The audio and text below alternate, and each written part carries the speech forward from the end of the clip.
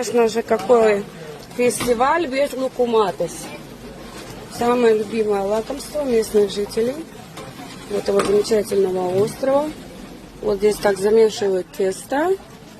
И маленькими кусочками масло здесь. Это здесь выпеченное масло, также мед. Это любимое лакомство, лукуматос. Да. Здесь вот прекрасная женщина. После сигнами? Мария. Мария, да, прекрасно. Марика Мария.